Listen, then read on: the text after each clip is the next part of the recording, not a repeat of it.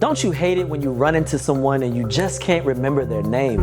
Our next guest says there are some tricks you can try so that next time you remember everyone's name you meet. Dr. Ivan Misner is the author of Who's in Your Room? The Question That Will Change Your Life, and he's the founder of BNI, one of the world's largest business networking organization. So he's had a little experience at it. Welcome, doctor. Hey, thank you so much, Daryl. I appreciate it.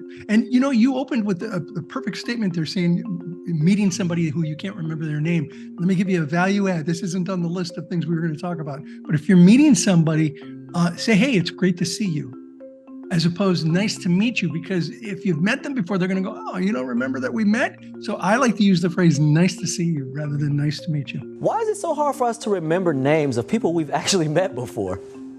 Yeah, well, I mean, sometimes we meet a lot of people. I certainly meet a lot of people, but you meet them in different contexts. I mean, I literally ran into somebody who's the wife of a friend, but it was at a grocery store and I hadn't seen her for a year, and I see her in a grocery store and I was like, I know who she is, but it's hard to remember people's names, especially when it's out of context from how you normally know them.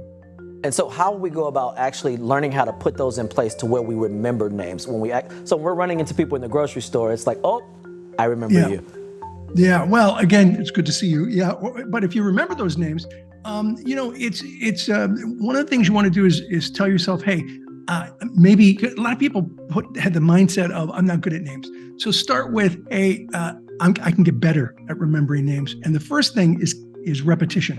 You got to repeat the name when you've met somebody. So when you've been introduced, you repeat the name. And so you say, Daryl, it's very, very nice to see you. And you shake their hands. And so tell me more about what you do, Daryl. And you repeat their names on a couple of occasions in the conversation so that it's helping to anchor that person's name. That's the first thing you want to do. What happens when someone remembers you and you don't remember them and you're in the conversation?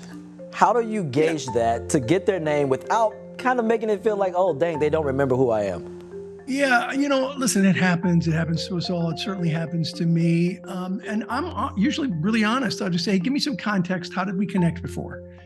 And generally they'll say something that's like, yeah, of course, it's good to see you again. And let's talk about that. And, you got to be honest. You don't want to fake it, because eventually they're going to figure out that you forgot who they are. I like that. So the step is to really just be honest with people up front in the conversation that, hey, I'm sorry, I don't remember your name, or where did we meet? Well, I wouldn't even say that. Okay. I would say, give me some context. How did we connect before?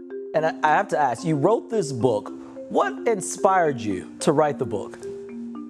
Well, the concept of the book, Who's in Your Room, is about the people you surround yourself with. And imagine that you live your entire life in one room, and that one room has only one door, and that one door is an enter-only door. So when people come into your life or into your room, they're there forever. And we think they're not, but the truth is they are, because they're in our brain. The experiences that we had with that person, they've left an indelible mark on our brain. Do you suggest that when we meet a person, I know you said a repetition is so important. Do you suggest that maybe we write their names down? If you're old school, you might do pen and paper. If you're more into technology, you might put it in your phone. Is that a step that you would say is also a good step to remember people's names? It's a really good step, and it's one that I use all the time. Usually when the person's walking away, I'll write on the back of their card something they said so that I can remember who they are and what our conversation was. However, there's a caveat. Be careful culturally.